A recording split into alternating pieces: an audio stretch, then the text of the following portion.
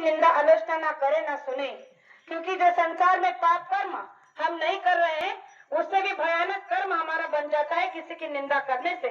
इसीलिए गुरु महाराज के हमेशा यही वचन सबसे पहले रहते थे कि आप जीवन में कभी किसी की निंदा आलोचना मत करना, गम खा लेना, कम खा लेना।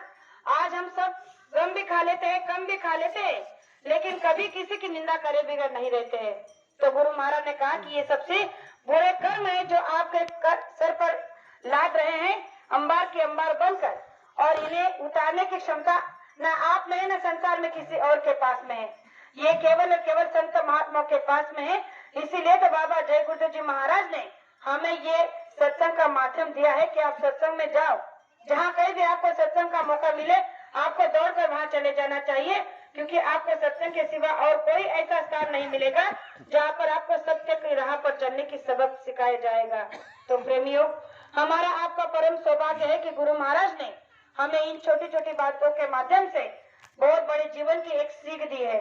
बुराइयां किसके अंदर नहीं है, सबके अंदर है, लेकिन गुरु महाराज ने कहा कि इन बुराइयों को जब तक आप अपने अंदर की बुराई को कम नहीं करोगे तब तक आप औरों की बुराई को देखना नहीं छोड़ोगे। इसलिए कहा जाता है कि बुरा बुरा सब कुछ कहे, बुरा ना मिलिया कोई, जब दिल खोजा अपना तो मुझसे बुरा ना कोई। एक छोटा सा प्रमाण बताने की कोशिश करना चाहती हूँ कि एक बार एक प्रेमिका बाप बेटे थे दोनों। बेटे के अंदर में ऐसी छोटी छोटी बहुत सारी बुराइयां थी जिसे वो छोड़ नहीं पा रहा था, और उसके पिताजी तो जो थे वो हमेशा उसे यही बात सिखाते थे कि देखो बेटा, ये बुराइयां एक दिन तुम्हें बहुत संकट में डाल देगी, ये तुम्हारे लिए सही नहीं है, इसीलिए इन बुराइयों का संग करना छोड़ दो।